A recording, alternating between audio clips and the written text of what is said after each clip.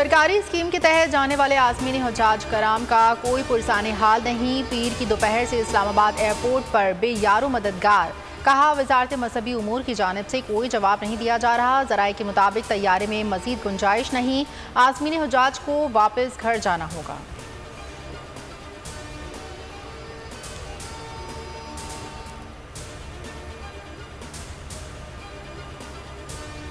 जो इलीगल है, गैर आईनी है, ये प्राइम मिनिस्टर की सिक्योर लाइन की टैपिंग हो रही है, जिसकी टेक्निकल कैपेबिलिटी सिर्फ और सिर्फ इंटेलिजेंस एजेंसीज के पास होती है, आम शहरी के पास नहीं होती। कि उनको क्योंकि इमरान खान के खिलाफ कुछ नहीं मिल रहा करप्शन के हवाले से, तो वो उनकी फैमिली पे टारगेट करें।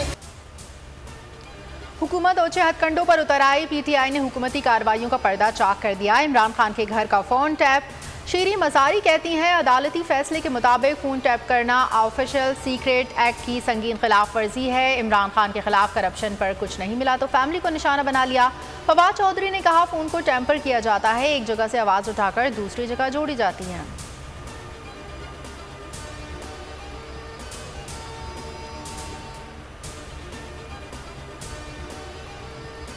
फारूक सत्तार की MQM में वापसी ना हो सकी। पतंग के निशान पर इंतखाब लड़ने की ऑफर भी ठुकरा दी। आज़ाद उम्मीदवार की हैसियत से इलेक्शन लड़ने पर बज़िद।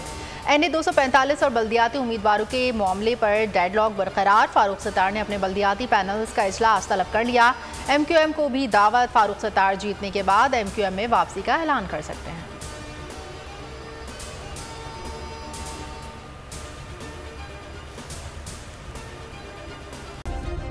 सब्सक्राइब करें और बेल दबाएं ताकि कोई खबर रह न जाए।